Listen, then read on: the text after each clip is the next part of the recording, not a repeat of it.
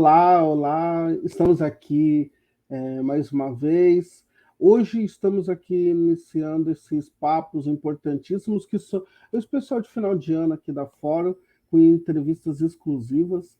E hoje, primeiro, eu quero agradecer a Tati que está aqui nos ajudando no estúdio. E nesse papo de hoje, nós vamos convidar aqui Débora Camilo, né, a nossa vereadora do PSOL.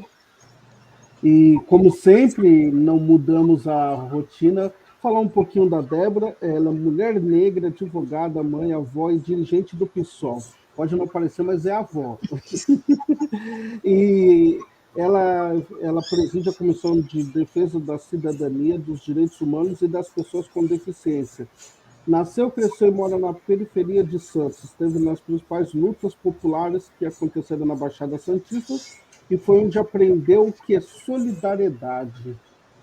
Muito obrigado, Débora, por aceitar, nossa querida vereadora do PSOL. Gostei dessa questão de onde eu aprendi sobre solidariedade. É um momento que a gente tem que estar falando muito sobre solidariedade, sobre caridade, sobre estender a mão. E muito obrigado por aceitar o convite, Débora. Eu que agradeço, Anderson, pelo convite, né, pela oportunidade. Agradecer aqui a Tati também, que está auxiliando aqui todos os trabalhos. E é muito importante, né, a gente poder ter momentos como esse para fazer uma avaliação do momento político que a gente está passando e sempre colocando aí as projeções, né, para as próximas lutas que se encontram. E como você falou, né, a questão da solidariedade num momento tão obscuro que a gente está passando na nossa sociedade, é importante a gente pensar que estar próximo ao próximo, né, essa ajuda ao próximo, é algo que é muito importante, que infelizmente vem ficando de lado, né, no momento onde algumas pessoas estão tão individualistas, né? Então essa solidariedade é algo que a gente precisa fomentar a cada momento. Imagino que é uma felicidade conseguir se eleger para todos os objetivos de vida. Mas, ao mesmo tempo, como é ser eleita num momento tão difícil do país? A eleição em 2020 foi uma eleição muito difícil, né? Nós tivemos aí que nos reinventar, né? As nossas campanhas sempre foram nas ruas, e em 2020 nós tínhamos aí uma pandemia, então quase que boa parte da nossa campanha foram nas redes sociais. A gente precisou fazer o mínimo possível nas ruas, até para que a nossa saúde, né, a saúde das demais pessoas estivessem resguardadas. Então a gente teve que utilizar muito as redes sociais e tentar fazer com que as nossas propostas e o nosso projeto fosse algo atrativo para a população. E no momento onde parte da população ela está muito desacreditada da política, né? Então, infelizmente, isso vem aumentando a cada ano. A gente vai percebendo o número de pessoas que deixam de votar, depois justificam, né, a sua ausência nas eleições, porque há um descrédito da classe política e as pessoas estão perdendo, né, a esperança de que a política ela possa fazer uma mudança mesmo na sociedade. E a gente viu que a política ela faz essas mudanças, só que o que tem sido mostrado é que, a depender de quem estiver à frente, o que vai ser feito é algo que vai piorar a situação da maioria da população. Então, a gente conseguiu fazer uma campanha que encantou parte da população santista. A gente teve aí a oportunidade de ser eleita a quarta vereadora mais votada da cidade, a terceira mulher, né, na Câmara, e isso fez a gente perceber que uma parcela da população realmente precisou votar em algo que trouxesse uma esperança e uma mudança, né? Então, foi um momento muito feliz. É claro que é uma felicidade carregada de muita responsabilidade, Imagino. porque é o nosso primeiro mandato, é o primeiro mandato do PSOL na região da Baixada Santista, e isso traz toda uma expectativa. e eu acredito que a gente tem conseguido fazer um bom trabalho, não deixamos de lado as nossas bandeiras, né? Estamos sendo fiéis àquilo que a gente se propôs durante a campanha e a gente tem conseguido alguns bons resultados. A gente não tinha ilusão, né? Nós sabíamos que ia ser bem difícil, mas a gente tem conseguido alguns avanços significativos. Porque é um momento de conservadorismo do país, né? Sim. E você pode ter a melhor das ideias do mundo, mas você olha para os seus pares e as suas pares, eu imagino que deve ser bem difícil.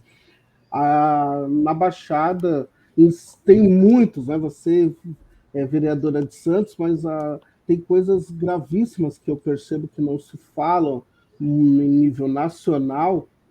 E, por exemplo, você tem Cubatuacava, você tem Ponte dos Barreiros em São Vicente e você tem em Santos. Tem uma questão do porto mal resolvido, né? O que é privatizado, o que entra realmente essas privatizações no Brasil que você nunca vê retorno para a população de forma real, né? E agora teve aí na cidade de Santos teve essa questão das casas, né?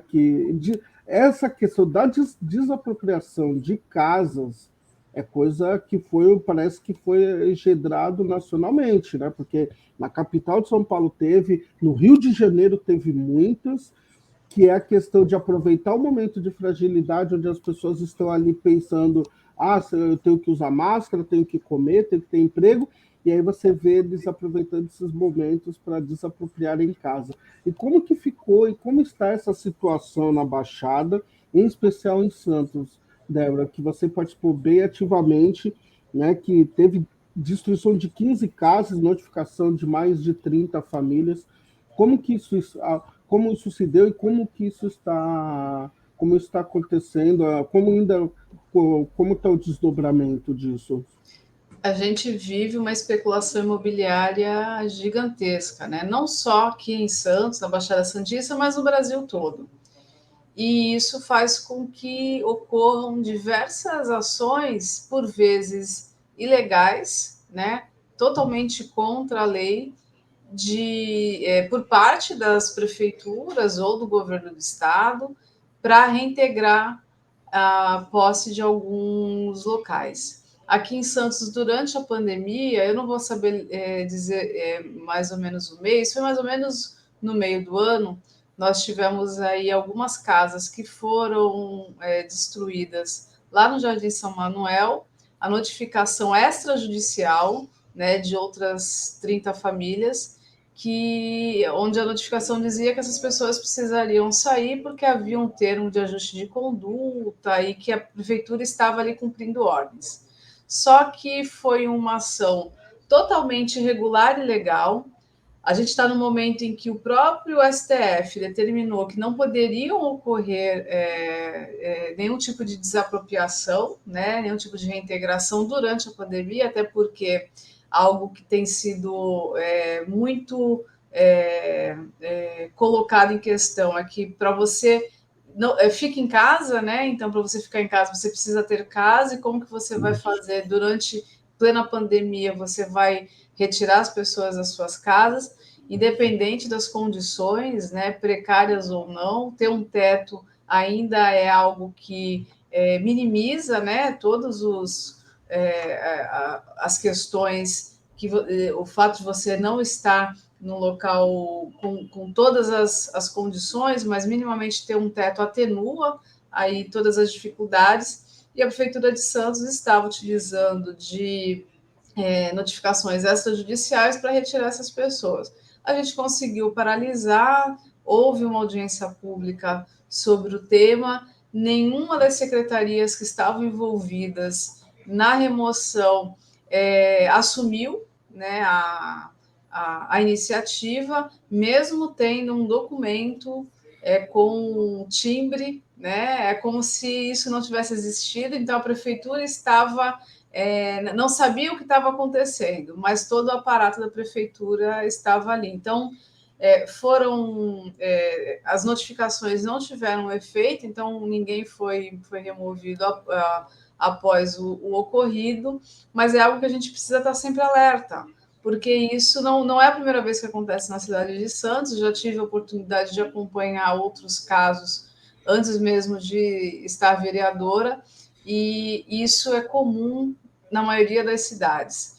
Eles não utilizam, né, das ações judiciais, utilizam meios extrajudiciais, né, como se houvesse algum tipo de legalidade. Isso a gente precisa entender, que a gente está numa cidade com déficit habitacional muito grande, não há política habitacional que garanta uma quantidade equivalente à necessidade para que as pessoas tenham condições de ter o seu próprio teto, e não dá, por mais que as pessoas estejam em local irregular. Eu sei que é algo muito, muito complicado quando as pessoas estão em área de risco, mas ninguém escolhe estar em área de risco, morando numa área de risco porque quer, né? Ela está ali por uma necessidade. Então, é preciso ter políticas, né, de habitação social para que essas pessoas não tenham mais que estar ocupando locais e que a própria vida delas está em risco. Imagino. E hoje Santos tem um polo conservador muito grande, né? Manifestações pró-governo atualmente começam ali no centro da cidade, e você percebe que isso é expandido pelo Brasil. Esses 30% de pessoas provam que o bolsonarismo é pior do que o próprio Bolsonaro, né?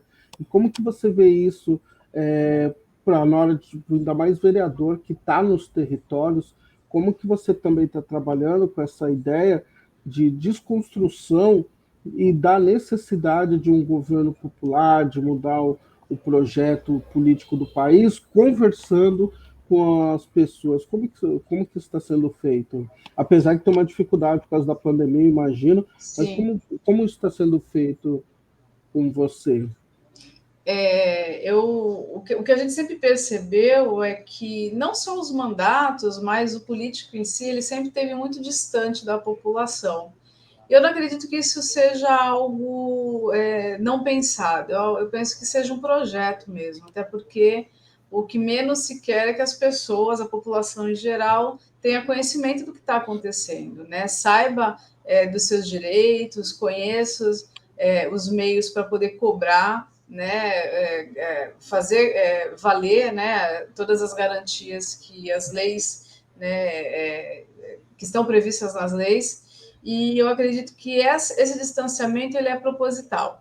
O que nós fizemos desde as campanhas, né? E eu não fui candidata somente em 2020, eu já tenho aí algumas eleições a qual eu disputei, foi tornar todo o projeto acessível à participação da população. Então, desde a elaboração do programa e hoje, né, a criação de leis aqui, todos os encaminhamentos que nós fazemos, há a possibilidade da participação da população.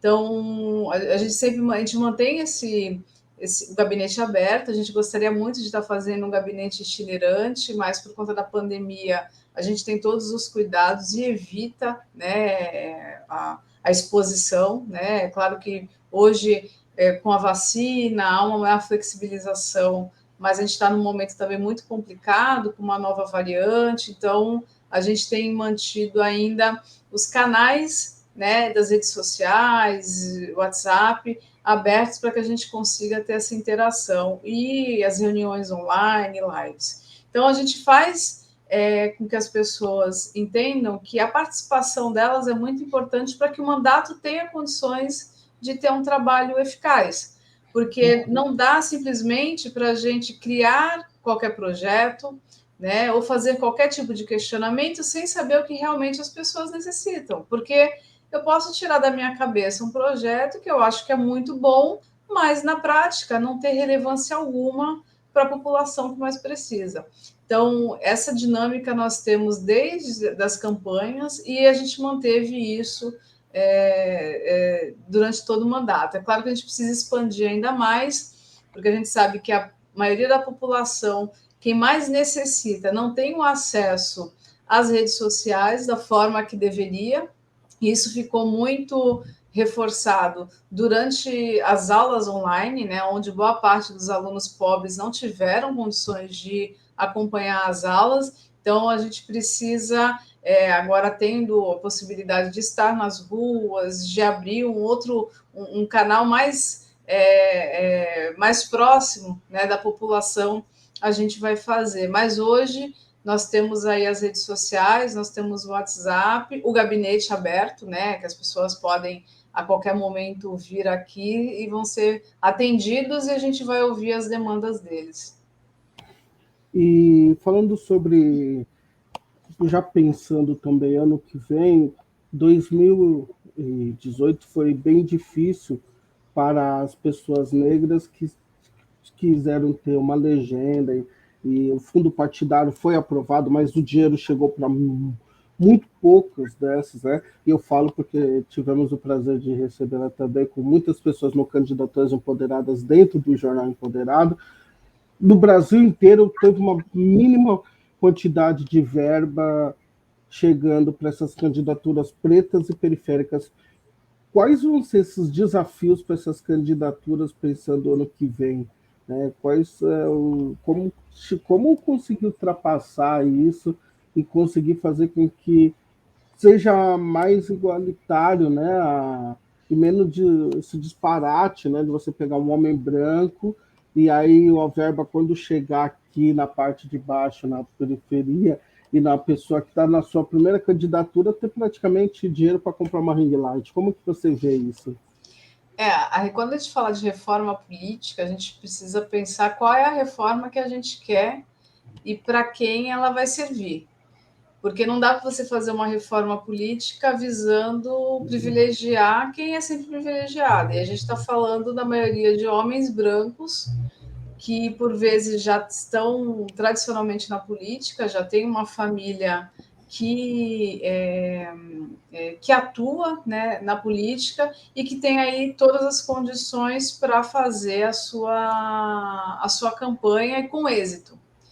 E aí a gente se depara, né, com, eu acredito que você já tenha ouvido isso, né? Quantas vezes a gente ouve falar, ó, mulher não vota em mulher, a pessoa negra não vota num candidato negro. E isso não é verdade, né? E por que, que eu gosto de afirmar que não é verdadeiro isso? Se houvesse as mesmas condições de disputa, eu tenho certeza que as mulheres saberiam das propostas das mulheres e que as pessoas negras teriam acesso às propostas dos seus candidatos negros. Só que o que acontece? A gente não tem as mesmas condições, então essa população não vai ter acesso ao nosso programa. Então fica muito difícil alguém votar em alguém se essa pessoa é desconhecida. Então uma mulher não vai votar numa mulher porque ela desconhece que ela exista. E uma candidatura negra não vai ser conhecida pela população negra porque nunca vai ter acesso a essas pessoas.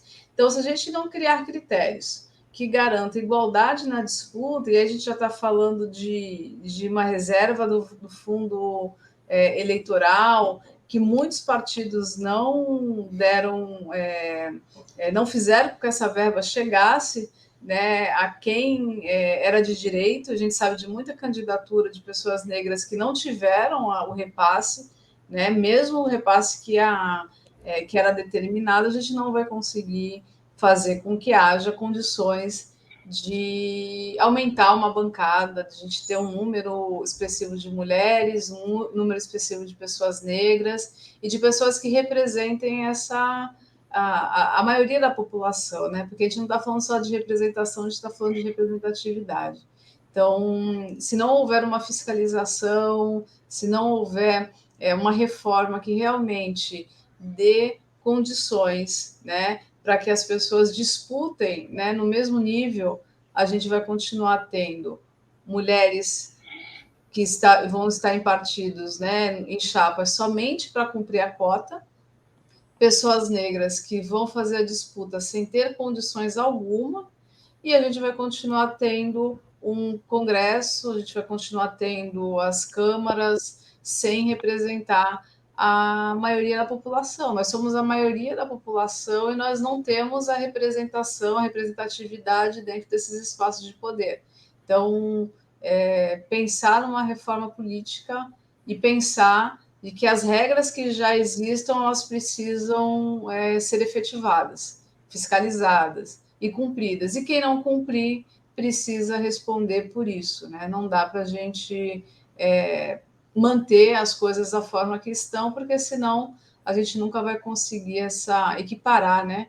A colocar, fazer com que tenhamos um número maior de mulheres e de negros e negras nesses espaços de poder.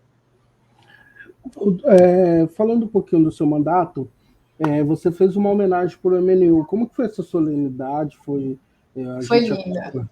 a gente sabe como que, mais ou menos como foi. Você ainda falou também da Educafro do bairro do Valongo também.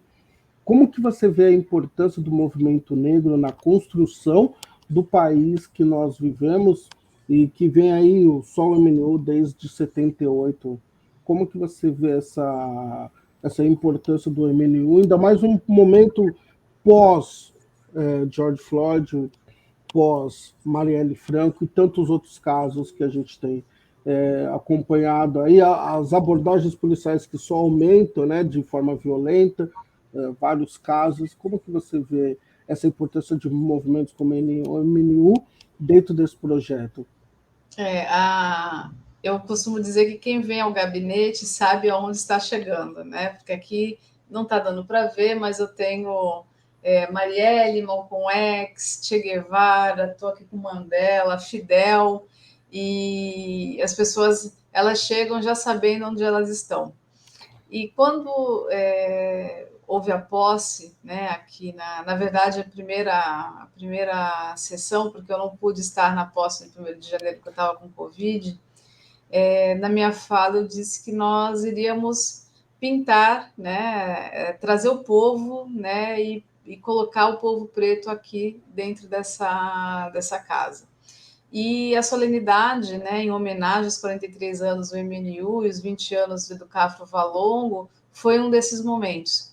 E estava muito lindo, né? O nosso povo aqui tomou conta do plenário e foi muito bom ouvir algumas figuras, né, como a Regina, que trouxe ali um pouco da história, né, de como as coisas foram construídas e como ainda, apesar de toda a luta, nós ainda estamos longe de ter alcançado qualquer igualdade, né, ou uma sociedade justa.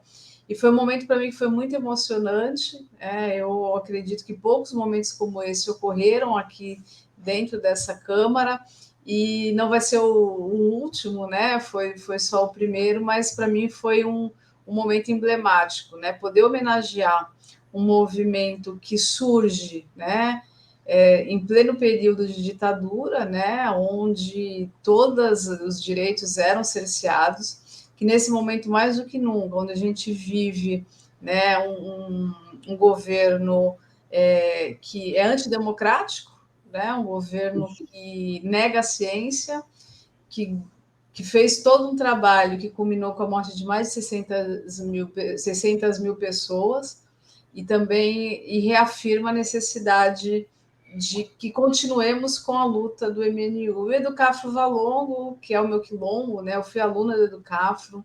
Graças ao Educafro, eu pude entrar na universidade, fui voluntária até 2020 por conta da eleição. Eu não pude continuar, porque eu não daria conta, né, de estar voluntária, mas é um projeto que eu acredito que é necessário.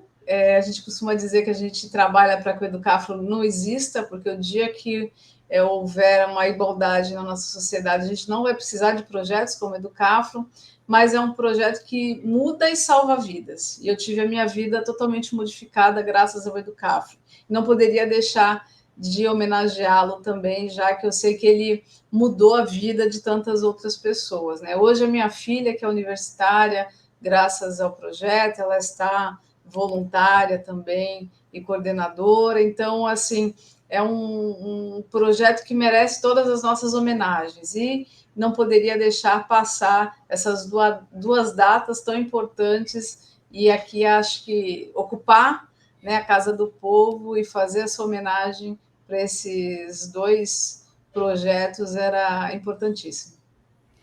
O Frei Davi é uma personalidade nacional que merece todo dia nossos aplausos, né? Sim, sim. Formou, sim, milhares de jovens aí que deu esperança para eles.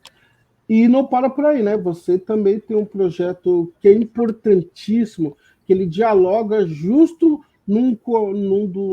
dos momentos muito tristes, dentre todos desse governo federal, que foi a recusa em dar absorventes, né? Que é uma coisa assim sem precedentes de imaginar o tamanho dessa maldade, né? E você tem um projeto de lei sobre os absorventes. Eu queria que você falasse um pouco como que está a questão e também, sendo aprovado, como que vai ser a distribuição, como isso vai ser feito. Queria ouvir um pouquinho, por favor. A gente apresentou um projeto, né, de lei que trata da dignidade menstrual, do combate à pobreza menstrual. Ele foi aprovado na Câmara, né, por unanimidade. Ele foi vetado pelo prefeito, mas vetado por vício de origem, mas já junto com o veto já veio o projeto de mesmo teor e para ser votado logo na primeira sessão do ano que vem, né? Porque a gente já encerrou agora em dezembro as sessões, a gente entra no recesso em fevereiro do ano que vem, retorna o veto com o projeto. É um projeto importantíssimo, né? Muita gente não tinha conhecimento, né, de que a pobreza menstrual atingia diretamente centenas de pessoas, milhares de pessoas que menstruam e que fazia com que essas pessoas, no período da menstruação, ficassem totalmente vulneráveis e fora não tendo a possibilidade de fazer com a sua rotina cotidiana. A gente está falando de um estudo da ONU que aponta que essas pessoas, no ano letivo, elas perdem pelo menos 45 dias de aula. E isso tem um impacto direto, principalmente nessa população mais vulnerável que já está à margem, né, de toda a estrutura da nossa sociedade. Então, quando houve o veto pelo presidente, né, e a gente não poderia esperar algo diferente dele, porque ele pouco se importa, né, com a população pobre, a gente já imaginava o impacto, né, político que isso teria. Houve uma mobilização muito grande nas redes, diversas campanhas. Nós também estamos fazendo campanhas de arrecadação e entendemos que havia necessidade. A gente fez o projeto até antes mesmo do veto, né? Já tem alguns meses que a gente apresentou, mas houve uma boa aceitação. Né? Mesmo aqui na casa, né, diversos vereadores se pronunciaram e disseram que não tinham conhecimento, né, não sabiam o quanto isso impactava diretamente a vida dessas pessoas. Então, é um projeto de suma importância que vai dar um pouco mais de dignidade para essas pessoas, porque a gente está falando de pessoas que não têm acesso a um dinheiro que para alguns não faz falta nenhuma, mas ela tem que optar em comprar um pacote, né, de absorvente ou colocar comida dentro de casa. É um Isso. item que deveria estar na cesta básica, ele é vendido como cosmético, então incide diversos impostos. É um item que deveria estar. É um item essencial, né? E não pode ser taxado como um cosmético. Então, deveria estar sendo, né, distribuído junto com cestas básicas. Então, isso eu acredito que não vai solucionar todos os problemas, é claro, mas minimamente devolver um pouco mais a dignidade dessas pessoas que, no momento, né, é um tema que é um tabu ainda, a menstruação, mas é algo natural, então elas não podem ser privadas, né, de ter dignidade todos os meses por conta da falta de recurso. Então, cabe ao poder público, por isso que a gente fez questão de apresentar um projeto que precisa ser uma política pública. A gente pode fazer campanha de arrecadação, mas se não for uma política pública, isso não vai atingir essas pessoas que realmente necessitam. Então, agora sendo uma política pública, a gente sabe, é claro que a gente precisa ficar em cima para que o programa ele tenha efetividade, porque o que nós colocamos ali era que ele seja distribuído tanto nas escolas, nos postos de saúde, na assistência social, até mesmo nas cestas básicas, né? Então, isso vai atingir principalmente a população que assistida pelos programas do governo, entre outras iniciativas. Parabéns, é isso.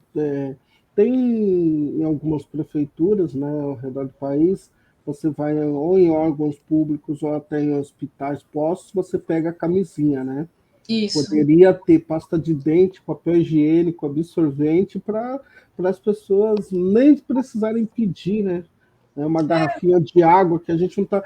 Quando a gente pensa, né, vereadora, que uma comitiva que vai para o exterior leva uma quantidade enorme de pessoas, que isso se onera o povo, porque muitas vezes você nem sabe o que vai sair dessas reuniões internacionais, não sei que reunião que precisa levar, às vezes 20 pessoas, um Levar que a vai, família toda, né? vai levar a família inteira, porque é um que vai falar, daria para você pensar nesses projetos que sabe se as pessoas que estão nos assistindo sabem também que são projetos que você conversando até com as próprias instituições, as empresas, elas podem fazer valores diferenciados dependendo do montante que você comprar. Todo mundo sabe disso, né? Bem, eu parabenizo que é isso, que a gente precisa de justamente, quando se fala da nova política, é a pessoa que pensa no povo, que dá essa continuidade desses projetos.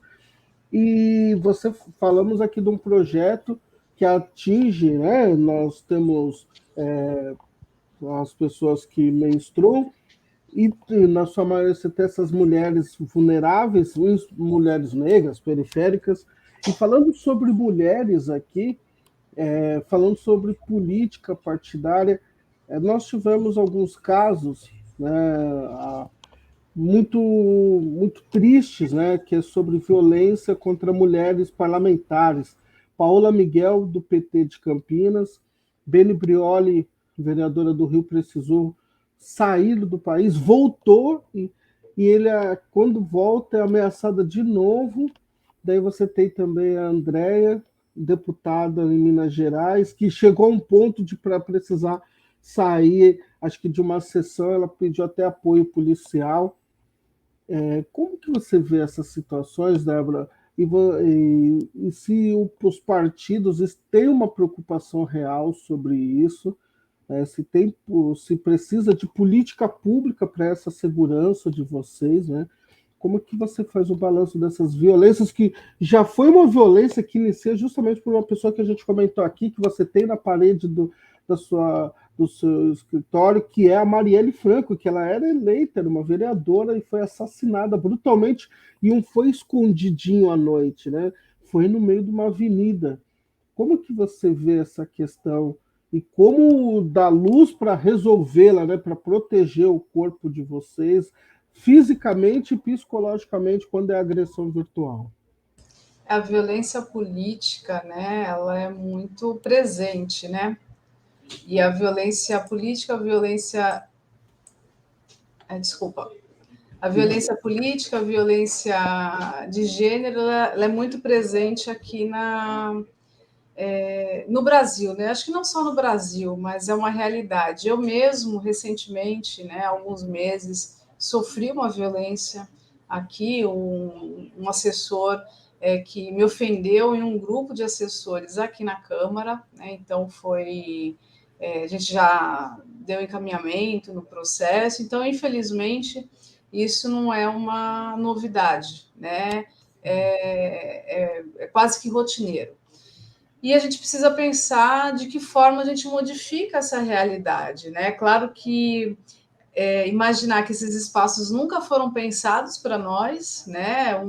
Os espaços de poder nunca foram pensados para as mulheres, nunca foram pensados para as pessoas negras, e a gente agora tem ocupado, né, esses espaços. E por vezes e os nossos corpos incomodam, né? E a gente faz política, e uma política que incomoda, né, essas pessoas que sempre ocuparam isso. Então, É triste, né, pensar que a gente passa por essa realidade, mas é desafiador, né? E é claro que a gente não pode se calar diante essas ações. Você citou o caso da Marielle. A Marielle era a quinta vereadora mais votada no Rio de Janeiro. E eles não tiveram pudor, né, de matá-la. Foi uma execução covarde.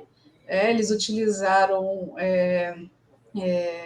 munição até do próprio Estado, né, porque depois foram fazer a busca, né, da arma utilizada, né? Então era a munição do próprio Estado, então eles não tiveram pudor algum, né? Eles queriam mandar um recado.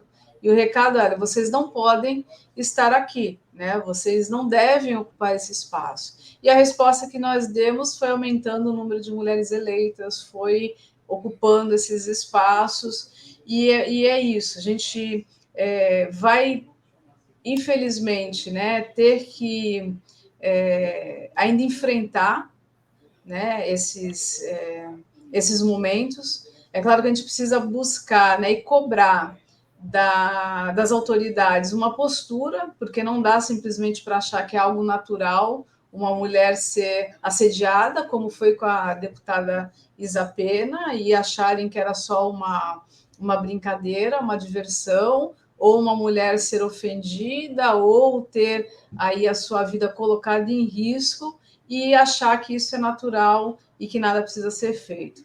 A gente vai enfrentar ainda isso. Quanto mais mulheres estiverem nesses espaços, o enfrentamento vai ocorrer, mas a gente tem que estar preparado e cobrar as autoridades para que quem agir dessa forma, né, que responda e pague pelo crime que ele está cometendo. Mas é uma realidade triste, mas é sinal, né, isso é uma resposta ao avanço que a gente tem tido, né? E a gente, se eles pensam que isso vai ser suficiente para fazer com que a gente recue, eles estão muito enganados, né? Porque cada vez mais a gente vai avançar. A gente está chegando no final desse nosso papo, é sempre muito bom ouvi-la, Débora. Primeiro, você, dentro do PSOL, você é da corrente que acredita que tem que ter candidatura única para presidente. E aí, como que você está vendo essa movimentação? E já fazendo uma projeção para ano que vem, como que você vai ver? Porque a grande meta do ano que vem é tirar o governo atual, né? Acho que isso daí é ponto pacífico. Não se imagina mais 4 anos dessa estrutura. O brasileiro não aguenta, a brasileira não aguenta. E aí, como que você, fazendo um balanço, pensando já o ano que vem, e pensando, querendo ouvir você sobre essa questão de candidatura própria do partido? Me dá uma tranquilidade, né, de alguma forma, pensar que existe uma candidatura do campo progressista, né? Então, ver o Lula indo bem nas pesquisas é algo bom, né? É um bom sinal. E saber que a gente não vai ter a possibilidade da reeleição do Bolsonaro, que é uma prioridade nossa, né? Não só eleitoral, mas, na verdade, ainda trabalhar pela retirada desse genocida do poder. Né? Então, é algo que a gente precisa, não dá para a gente aguardar somente as eleições, a gente tem que continuar. O pessoal tem dezenas de processos, né, de impeachment que estão lá engavetados, né, não só o pessoal, mas tantos outros partidos, e é um processo e a gente precisa fazer com que esse cara saia de lá o mais rápido possível. Mas não dá, eu estou no partido do PSOL e a gente acredita que é necessária uma candidatura em que algumas pautas sejam reforçadas, né, em um momento eleitoral, um momento de debate, a essa possibilidade. A gente acredita na necessidade de um programa socialista, né, que encare algumas questões que eu não vejo, né, uma outra candidatura pautando essas questões, pautas que são tão caras para nós. E hoje, né, o que se apresenta para a gente, essa possibilidade, né, de uma chapa Lula e Alckmin, é algo que não, não tem condições a gente apoiar, né, uma candidatura onde o vice foi alguém que apoiou o impeachment da presidenta Dilma, alguém que teve aí todo um papel durante o governo, né? A gente pensar no massacre de Pinheirinho, a gente pensar nos crimes de maio, né? Quem estava era à frente, né? Quem se calou diante dos crimes, a gente pensar no que é a truculência da polícia contra a população preta, contra professores, e não dá para a gente pensar numa figura como a do Alckmin, como o vice do Lula. Então, é muito difícil pensar em apoiar,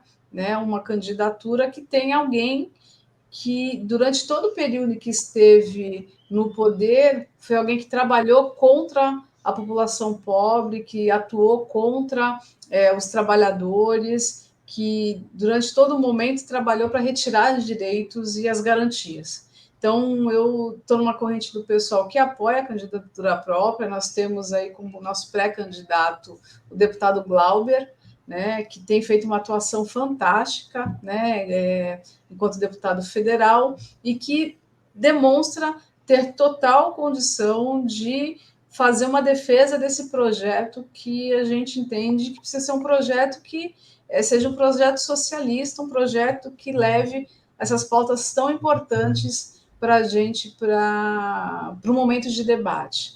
Né? Não há, né, hoje um risco iminente de que o Bolsonaro ganhe no primeiro turno ou que no segundo turno o candidato que aponta hoje, né, o Lula, não vença, o Bolsonaro perde em todos os cenários, o Lula ganha em todos os cenários também. Então, ter essa candidatura é a possibilidade de a gente travar debates tão importantes para a gente, e quem sabe, né, pautar até mesmo o programa de outros candidatos para que venham a falar sobre a taxação de grande fortuna, falar sobre o direito de escolha da mulher ao aborto, a questão da segurança pública, né, a política de combate às drogas, que só mata a nossa população pobre e preta. Então, defender uma candidatura própria hoje é defender um programa socialista.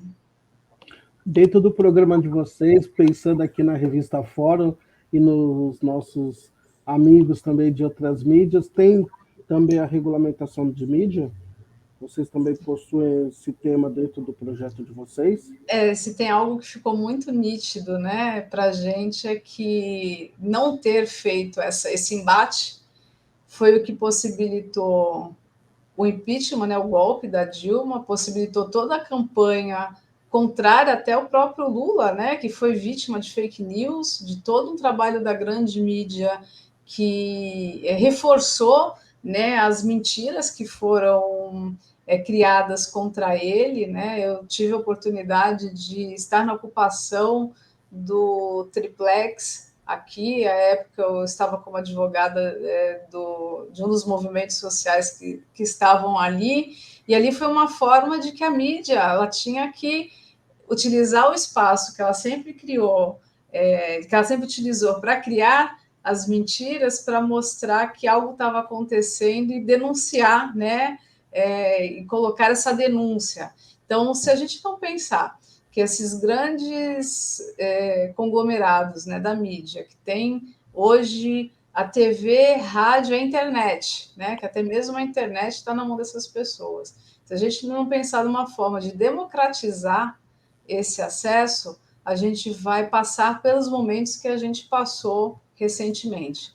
Então, se não houver essa regulamentação, essa democratização, eles vão ditar o que vai acontecer no país. E aí podem dizer, mas na eleição passada o Bolsonaro não precisou da TV, não precisou do tempo de TV, mas a TV ela teve um papel fundamental para criar todo um anti-esquerda, né, ou um antipetismo, e fez com que Bolsonaro crescesse da forma que cresceu. Então, é uma pauta fundamental e que está prevista no nosso programa, sim. Débora, foi maravilhoso conversar com você. A gente torce que você continue nessa luta firme e forte, contribuindo para um Brasil que precisamos, né? Não só que queremos, que precisamos. Né? Ano que vem vai ser bem duro, vai ser bem difícil. Você sabe com quem você pode contar e a gente vai estar aqui sempre à sua disposição. Muito obrigado para a Ana também, que me ajudou aí para trazer. Eu sei que foi bem corrido. Obrigado a Tati aqui. E em breve mais uma entrevista aqui. A gente vai ter Vicentinho aqui também, batendo papo com a gente. Vai ser bem bacana. Muito obrigado. E até a próxima entrevista aqui para o especial de final de ano da Revista Fora. Obrigada, Anderson. Agradeço. Obrigado, Tati, muito obrigada também. Tudo de bom.